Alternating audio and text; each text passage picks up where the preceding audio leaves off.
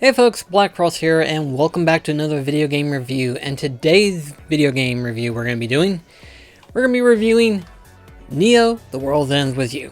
Now, I'm going to be completely honest with you on this one. I'm a little bit mixed with this one. And that's saying a lot. That is saying an awful lot. Considering the fact that I technically played the original World Ends With You, as well as the Switch re-release.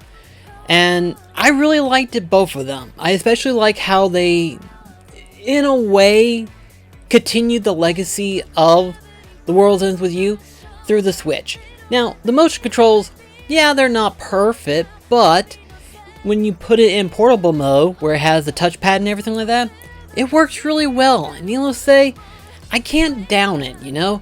I'm glad that I have the ability to where I can experience the game either on TV or in portable mode. And you know what? That's great, in my personal opinion.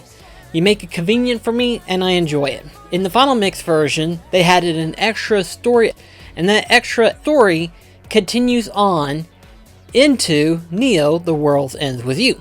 And I was very fascinated to want to know what happened afterwards, you know, what led up to it. I won't spoil too much for you in case you don't know, but the Final Mix episode partial of the original World Ends With You was not originally put into the DS version. I don't know when this version got added. Apparently, according to what people stated, it was only available in Japan for a while, and then we finally got the remix version thanks to the Switch, which I did not know. After playing through the story and everything like that, I wanted to know what was going to happen next. So by the time I jumped into NEO, I was very excited to play through the game. And here's the thing, whenever I saw the trailer, whenever they first showcased this game and stuff like that, they showed the gameplay and everything like that, I was very interested to know how that was going to run, because from looking at it, it's free roam, you know? Now, here's the thing, by free roam, I mean 3D free roam, you know? You're in an arena, and you're controlling the characters and stuff like that through the controllers. You're not dragging them, you're not slashing through enemies and stuff like that. You're controlling the character and using specific pins that the character carries. And I was interested to see how that was going to turn out. Well, whenever I jumped into the game, I was a little, I wouldn't say uneasy about it, but it took a little bit of getting used to. And by getting used to, I mean, well, let's go ahead and process this first, shall we? So, first and foremost, when you first play through the game, you first start off with at least 2 to 3 characters. That's literally how you start off. Eventually, you do get up to 4, and even towards the end of the game, you get up to 5 to 6 characters. Now, that doesn't sound bad, except when you have the fact that each character holds a single pin, and that single pin is activated using one of 6 buttons. Either the L2 R2, L1 R1, or triangle and square. Now, that doesn't seem weird until you think about it for a moment as to using multiple pins and using them in multiple different ways. It takes a bit to train your brain to realize that you're going to be using pins and buttons in different ways and stuff. It's not like with a touchpad. With a touchpad, it's really relatively easy and straightforward to figure out what to do. Using it with the controllers and the designated buttons, depending on your brain function, it can kind of throw you off a bit at times, especially if you get to a point to where you start to use the same button combination for a long period of time. And then they start to introduce new button combos or new ways of using that pin. Like, for example, some requires you to tap it, others require you to press it, others require you to hold it for a long period of time until the pin expires, or hold to charge it and then release it. So, once again, it takes a bit of maneuvering to get used to the ideal concept of how these pins work. That's not a bad thing, except for the execution part. And what I mean by the execution part, I mean the execution of the different types of pins that you could possibly get. In the original World Ends With You, the pins were actually varied up a bit. There was a lot of unique ways to go about it, you know? Some was slash, some were taps, and some were more like dashes or drag around the character, and sometimes you can circle around the enemy where it encases them in ice or something like that. Slash up on the enemy, just different ways of using it through the touchpad and stuff, and that makes it a unique experience. Using these buttons, however, though, in a way it kind of feels samey in a sense. Not samey in the sense of like, you know, how you execute the moves and stuff like that, but samey in the sense of how the moves feel almost the same, sadly. That's not entirely bad, since some of the pins, especially at the later parts in the game, they more or less evolve in terms of strength, so therefore you need a stronger, powerful pin in order to execute well. But it's one of those things where it's like, I don't know if it's just me or if some pins just don't work the way they intentionally plan to. For example, there are some pins where there's just straight up bombs, you know, and not bombs as in ones that you throw. Those are pretty good, especially since, you know, you throw the bomb and you aim it at the enemy. The ones where you just place them on the ground or plant them on the ground and stuff like that, and it slowly gets ready to detonate, and that works. Except for if the enemy moves, which the enemy will be moving a lot. And you would think, oh, well, what about the bigger enemies? The bigger enemies might be slower. They be quite fast, and depending on what goes on in the background, and especially depending on what pins you might have equipped, they may intercept and not work the way the other pin was meant to be. And that's another thing too that I will say, which is probably both a good and bad thing. Certain pins, if teamed up well, works well with others. Some pins work perfectly and almost like a combo move, to where it builds up damage, allowing you to do like an ultimate finisher of some kind. Other pins don't team up well, and therefore they fall short, and therefore you lose the tempo into how the battle will be executed. So it requires a little bit of experimenting with the individual pins. But once you finally get a set of pins that you feel comfortable with using, that would be the more pins that I would recommend using more likely of. But of course, this is The World Ends With You. So if you're familiar with the story of the original one, the story pretty much plays almost exactly the same in this game, where the characters are stuck in the Reaper games, and you play through 7 days, or in this case 3 weeks technically, of the Reaper games, and your basic goal is to complete objectives and basically survive. And yeah, that's basically what you have to do. There are certain tasks that are done differently, either by solving a puzzle or a riddle or whatever objective that goes on. The story is actually really interesting, except sometimes the dialogue can feel a little long-winded at times. The dialogue, I feel like, wow, how long have we been in this conversation? Oh wow, 20 minutes. What the hell, guys? It's just, I don't know where the writing went, but they really elongated the conversation in some of these characters. And it's one of those things where I feel like, yeah, this kind of hurts it a lot, actually. But not as bad as you would think at face value. In some people's cases, it wouldn't be bad. Except one other additional problem. See, there are 3 characters in particular that are new to The World Ends With You, aside for a couple of new Reapers. And that is Rindo, who is the main character of the team. Then there's Fret and Nagi. All 3 of them have new, unique psych abilities. Fret has the ability to remind people stuff. Nagi has the ability to dive into people's thoughts, where they're being infected by noise and stuff. And Rindo has the ability to time travel. Now, you may think to yourself, oh, well, that seems like it would be pretty handy. It is, except for whenever it's being used through story element, it gets a little redundant. And at first it doesn't feel it, until as you go further and further into the story, where it continues to be used over and over. And the problem is, you're reliving some of these events that have already happened, except you're doing it slightly different, in the hopes that it will actually affect the end outcome. So you're basically going through the same story, but slightly different in number 2 ways. And I'm just like, oh dear God.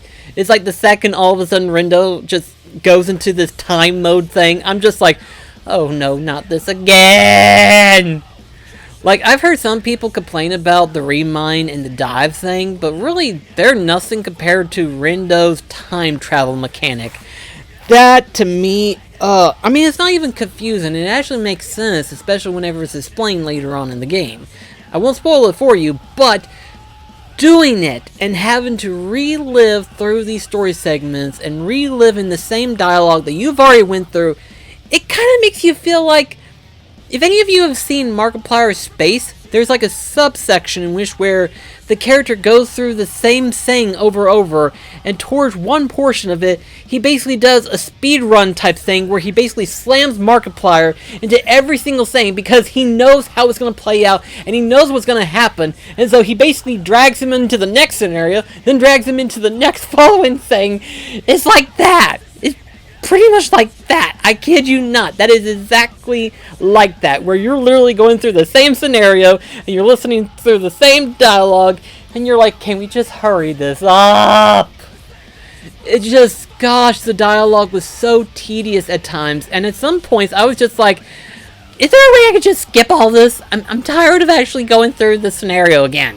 So ultimately, the main game itself, it has its ups and downs. The upside is that once you get used to the gameplay and you have a good set of pins, it makes it great.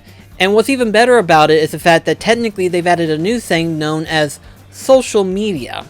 Now, this subcategory, which I would dub social links technically, in which where, depending on what character you've encountered and stuff, whether through the main story or through side quests, or just encountering shop owners and stuff like that, depending on what you've done and what you've done to unlock them, they will give you additional bonus stuff. They could be a new item that you can be given, there's a new menu item that you can order, and especially with the main characters, they give you additional abilities that help you in the overall game. For example, there'll be some cases where they allow you to have a second deck of pins, which is extremely helpful, especially since you'll have a deck for dedicated pins that you are comfortable using and are like boss killers, if you will. Or you can switch over to the other deck, in which where is a deck where you're grinding pins to level them up to max and stuff, which is cool, I thought. Another one is which where a pin that allows you to use two of the same kind of pins, like the same type of abilities, because at first glance you cannot use pins that input the same button. But if you unlock an ability that allows you to use a set of pins with the same button configure, it makes it really interesting, and it actually helps in the overall future gameplay to where you're not pressing every button in the entire controller, and you're only using select buttons depending on the button combination and stuff. Some abilities also allow you to increase groove combos, in which where your groove gauge builds up faster. You know, multiple different passive abilities that help in the overall grand scheme of things, and something that I actually appreciated. In fact, if nothing else, this one alone actually makes Neo The World Ends With You slightly better than the original World Ends With You. I say slightly, because that's just one beneficial. The gameplay with the different pins is kind of the downside, because again, I feel like the pins in the original one were more unique, whereas this one feels almost kind of samey in a way of which how the pins are being used and stuff. I haven't found all of them. If nothing else, I've gotten a grand total of 170 different pins. So, who's to say what the other half are like? I'm sure some of them will be uniquely different, but some of them are good, and then some of them are not so good. You know what I mean? Whereas the original World Ends With You, I feel like it was like a 9 times out of 10, they were great. You would have 1 out of 10 where they're not so great, but 9 times out of 10, they were perfect. In Neo's case, it felt more like almost 50-50 depending on what pins work well with other pins, you know what I mean? Some pins work perfectly together, some pins don't work well together. It just depends on what they are and what you do with them and stuff. But of course, when you beat the game, thankfully, much like with the original World Ends With You, there's another bonus content type thing in which where when you beat the game, you unlock a new chapter known as Another Day, which basically is an alternate storyline, is not related to the main story. Thank goodness, because this one's also just as elongated with conversation dialogue as the main story is. So you can just easily skip through the story and not have to worry about interacting with it at all unless you want to. That's completely up to you. But it's one of those things where it's like, the dialogue is so long and extremely tedious at times, it's almost annoying. And it wasn't until now, literally today, the time of this recording of this video, I've played this game for, I forgot how many days I've been playing this game. But I just now realized what button combination allows you to auto speed the dialogue. Record, you don't get this until after you beat the main story campaign. But when you go back through previous chapters, it's nice to have that little ability where you could just fast forward the entire conversation.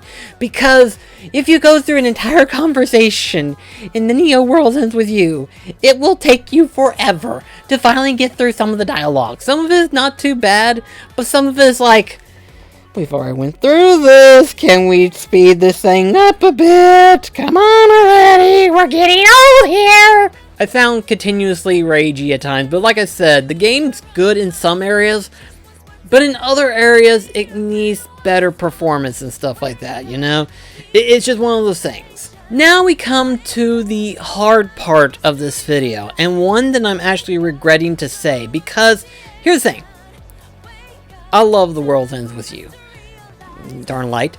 I love The World Ends With You. I love the original, and I love the final mix version. And I love it because the story's good, the gameplay's unique, and the completion log is fun. It is fun to collect the different pins. It is fun to complete this game, and I highly recommend it if you are a completionist. This one, however, though, I'm a little bit mixed with. On the one hand, the gameplay is unique, much like the original. The story gets interesting when you finally get somewhere.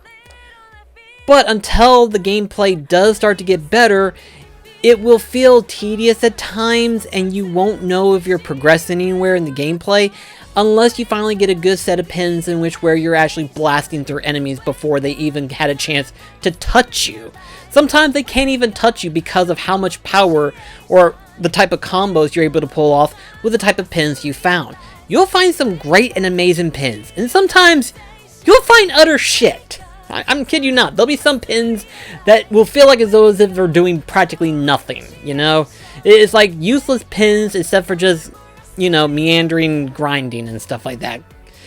And then the dialogue gets interesting at times when it gets somewhere. Sometimes you'll be in a conversation and you'll feel like, did that go anywhere at all? I don't know. And then there'll be some cases where when Rindo uses his time travel mechanic, you went through the same dialogue 3-4 times now, and you're just like, why am I doing this again? If only there was a better way they could have done the story where it didn't feel like as though as if it dragged for eternity, maybe it wouldn't be bad, and maybe I could give it a higher ranking, maybe a higher recommendation. But much like the original World Ends With You, it was a sleeper hit. And I sadly have to say this is also a sleeper hit. Maybe a few years time it will come back in popularity again, but unfortunately Neo falls short a little bit. So it's hard for me to recommend this to just anyone. So I'm going to say this right now. I'm going to give this a 3 out of 5. Not because of the problems that I have with it, but because it's that much harder to give it a higher recommendation to just anybody. I could only recommend this to people who have played the original World Ends With You and loved it. If they liked it, I'd be hesitant. If they loved it, I would say, then try this out. You might like it, you might not. I don't know. I like it still. I have my problems with it, but I like it. You know what I mean? But I don't like it better than the original. The original has so much good and it does so much well. This one's different in a good way, but it does have its fair share of problems that I wish would have done better in some sense. You know what I mean? So it's like 3 out of 5. If they are a fan of The World Ends With You, I would recommend this. If not, I'm not going to bother recommending this because something tells me they would hate it. They would hate me, and then they would hate the game, and then they would hate the developers, and they would hate Nomura. Which is unfortunate because it's not their fault. It's not their fault, okay? The World Ends With You was a sleeper hit whenever it came out. I didn't even know what the game was. Whenever I first saw the cover, it made me think of Kingdom Hearts, and I thought, oh, this must be connected to Kingdom Hearts. How wrong I was at the time when I picked it up. Only to then, years later, it would end up in Dream Drop Distance. But I digress. And here we are, technically 14 years when it first came out. Now here we are 16 years. By the time, a couple of months later, it will be 15, technically, in terms of anniversaries. But it'll be 15 years this year for the original World Ends With You. And we have Neo. And I can't believe I'm saying this. It did better being a solo game. I mean, I'm glad I got Neo, but it's not better than the original. You know what I mean? Like, a lot of people praise this game, and I don't think they praised it because they liked it. They praised it because they want to continue the legacy of this game franchise, you know? It is now a franchise, now that it has a sequel and an anime. Record, the anime is the same as the original, but still, I digress. They want to keep the franchise alive, and I can't blame them. The original one's good. But after playing through Neo, I'd be satisfied if they didn't make another one, in all honesty. You know, it's kind of hard to top Neo, much less the original at this point. But anyway, guys, thank you so much for watching, and I'll see you in the next video. Till then, this is BlackCross signing off. Catch you guys later. Funky Freddy Mina Man! Golden! Don't move! You've got the wrong vector. What do you think? Not bad. Time to take that all you got. We're on a... Keep your eyes on me. Don't move.